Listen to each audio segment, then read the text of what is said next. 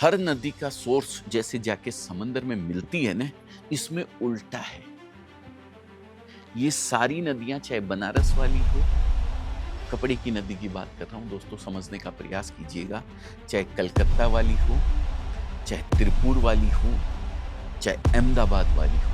ये सब का सोर्स अगर कहीं से होता है तो वो है सूरत। आप लोगों की जानकारी के लिए आज मैं बता देना चाहता हूं। आपने भी कईयों से सुना होगा पीछे, कई लोग आपको ज्ञान देने वाले आ जाएंगे इस तरीके का, सूरत तो भरा पड़ा है भाई साहब, चीटरों का बाप है सूरत। आपके भी मन में आई कपड़े का बिजनेस करने की, और आप भी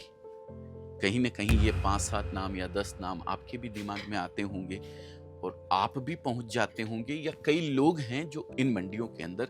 पहुंचते हैं और अपने अपने व्यापार को करने का प्रयास करते हैं। कहीं से भी आप करें, कोई दिक्कत नहीं है, लेकिन आपको पता होना चाहिएगा कि सोर्स कहां से है हर चीज का।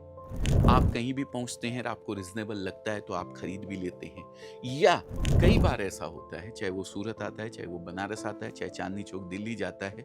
हर जगह कहीं ना कहीं असामाजिक तत्वों की भरमार रहती है, जो उस मंडी का नाम कहीं ना कहीं खराब करने के लिए या अपनी इनकम जनरेट करने के लिए वो कुछ अनैतिक काम करते हैं। तो उन अनैतिक कामों से आपको अपने बुद्धि से, अपने विवेक को जागृत करना है, और ऐसे लोगों से आपको बच के रहना है। अपना पर्पस याद रखना है कि मैं किस पर्पस को लेके यहाँ पे आया हूँ, चाहे वो सूरत आए हैं, चाहे बनारस आए हैं, चाहे कलकत्ता आए हैं, चाहे तिरुपुर गए हैं, कोई भी मंडी में आप गए हैं, अपने पर्पस को याद रखना चाहिए कि भाई मैं किस मकसद से, किसके लिए यहाँ पे आया हूँ, और उस मकसद को याद करते हुए आपको वहां पे पहुंचना चाहिए। वो कहते हैं ना, एक वो श्लोक जो आपने सुना है, विद्या मित्रम प्रवासेषु भार्या मित्रम गृहेषु च व्याधितस्यौषधम मित्रम धर्मो मित्रम मृतस्य च। अर्थात आप प्रवास कर रहे हैं तो आपकी विद्या मित्र है, आप घर पे हैं तो आपकी पत्नी मित्र है, आप बीमार हैं तो औषधि आपकी मित्र है, और अगर आप इस दुनिया से जाने वाले हैं तो धर्म ही आपका सबसे बड़ा मित्र है, बाकी कोई मित्र नहीं है। इस श्लोक का यही अर्थ है दोस्तों। तो आप प्रवास कर रहे हैं तो आपकी विद्या आपके पास जितनी है वो आपके काम आने वाली है, और उस विद्या को अपनी बुद्धि से, अपने विवेक को जागृत करके हुए, हर किसी दोस्त कोई भी मिल गया, बोले चलिए कि मैं आपको आपकी लैंग्वेज में बोल दिया, आपके मीठेपन में आपसे बोल दिया, या किसी भी तरीके से आपको उसने बोला कि चलिए मैं आपको परचेजिंग करवाता हूँ, मैं आपके एरिया का रहने वाला हूँ या मैं किसी का हूँ, और आप भटक जाते हैं और आप फंस जाते हैं, अपना पर्पस भूल जाते हैं कि मैं किसके लिए यहाँ आया था, और फिर आप बदनाम करते हैं सूरत नहीं जाने का, चांदनी चौक नहीं जाने का। बाप रे बाप, आपने भी कईयों से सुना होगा पीछे, कई लोग आपको ज्ञान देने वाले आ जाएंगे इस तरीके का, सूरत तो भरा पड़ा है भाई साहब, चीटरों का बाप है सूरत, चीटरों का बाप है बनारस, चीटरों का बाप है कलकत्ता, नहीं जाने का इधर। हर मंडी को कुछ न कुछ गलत बोलने वाले आपको मिल जाएंगे। तो मेरा ये श्लोक आपको बताने का यही अर्थ था कि अपने विवेक को अपनी बुद्धि से जागृत करें, और सही जगह अपने पर्पस को याद रखते हुए वहीं पहुंचे जहां आपको पहुंचना है दोस्तों। क्योंकि मित्र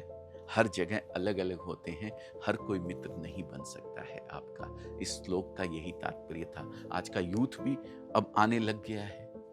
आज आप अपने बच्चों को भेजते हैं तो ये श्लोक जरूर उन लोगों को सिखा करके भेजें, ये श्लोक के मीनिंग उन लोगों को जरूर बता करके भेजें। अगर अच्छा लगा हो तो ये श्लोक जो संस्कृत में हमारे बड़े बुजुर्ग और शास्त्रों में लिखा हुआ है, देखिए हमारे बड़े बुजुर्ग जो भी बात कहते हैं ना, वो कहीं ना कहीं लॉजिक पूर्ण बात होती है, कहीं ना कहीं उसके कुछ मीनिंग होते हैं। तो शास्त्रों में जो लिखा हुआ है वो कहीं ना कहीं हमारे लिए जरूर कारगर साबित हो सकता है। अगर यूथ आ रहा है, चाहे सूरत आए, चाहे बनारस आए, चाहे कलकत्ता जाए, कहीं भी आए, उस यूथ के लिए भी ये श्लोक बहुत मायने रखता है। तो दोस्तों, बताना चाहता हूं आपको कि हिंदुस्तान में किसी के भी मन में अगर कपड़े का बिजनेस करने की इच्छा जागृत होती है, कुछ कपड़े के बारे में जानने की इच्छा होती है, तो दो चार पांच मंडी है जिनका मैं नाम बताता हूँ। सूरत मन में आता है, अहमदाबाद मन में आता है, कोलकाता मन में आता है, या फिर मन में आता है त्रिपुर, या फिर मन में आता है बनारस। ये 5-7 जगह मन के अंदर आती है इंसान के। लेकिन दोस्तों, आप लोगों को क्लियर करना चाहता हूं, हर नदी का सोर्स जैसे जाके समंदर में मिलती है ना, इसमें उल्टा है। ये सारी नदियां, चाहे बनारस वाली हो, कपड़े की नदी की बात कर रहा हूं दोस्तों, समझने का प्रयास कीजिएगा, चाहे कलकत्ता वाली हो, चाहे त्रिपुर वाली हो, चाहे अहमदाबाद वाली हो, ये सब का सोर्स अगर कहीं से होता है तो वो है सूरत। आप लोगों की जानकारी के लिए आज मैं बता देना चाहता हूं, अहमदाबाद की कुर्ती अगर आप कहीं से भी खरीदते हैं तो भले ही सिलाई वो अहमदाबाद में होती हो और अहमदाबाद के एड्रेस का कोई ब्रांड होगा, लेकिन उसके लिए रेयन जो बनेगा वो सूरत में प्रिंट होके जाएगा। रेयन सूरत से प्रिंट होकर अहमदाबाद जाता है और अहमदाबाद में जाकर के वो कपड़ा सिलाई हो जाता है और अहमदाबाद का एक ब्रांड आपके सामने आ जाता है। बात करें त्रिपुर की, अगर आप चले जाइए त्रिपुर जितना भी कपड़ा टी शर्ट का बनता है या कोई भी कपड़ा बनता है, वो कपड़ा सूरत से नीटिंग फैब्रिक्स जिसको बोलते हैं, आपने टी शर्ट वगैरह देखी होगी, ऐसे खींचने से इधर खींचने से स्टिचेबल आती है, उसके अंदर वो कपड़ा सूरत से जाता है। अगर बात करें बनारस की, तो बनारस की डाइंग भले ही अच्छी होगी बनारस का, लेकिन जो कपड़ा बन के जाता है सारा नायलॉन, केटोनिक, पॉलिस्टर जितना भी होता है वो सब बन के सूरत से जाता है, वहाँ डाइंग होकर के, सिर्फ चरक होकर के वहाँ कपड़ा बिकता है। अब बात करूं कलकत्ता की, कलकत्ता में हैंड एम्ब्रॉयडरी होती है, ठीक है, लेकिन पोत जितने भी जाते हैं, प्लेन पोत साड़ियों के जो होते हैं, वो सब जाते हैं सूरत से। तो सूरत की आज जो महत्वता है, मैं उस महत्वता को आपके सामने लाना चाहता हूं। चाहे किसी भी तरीके का प्रोडक्ट हो, कपड़े की दुकान, कहते हैं कपड़े की दुकान अगर आपने करी है हिंदुस्तान के अंदर कहीं भी, और सूरत के बगैर तो आपका काम चल ही नहीं सकता है।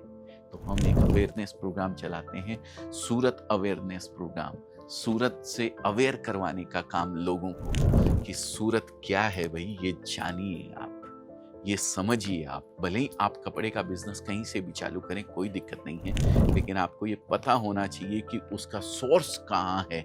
वो सूरत है। तो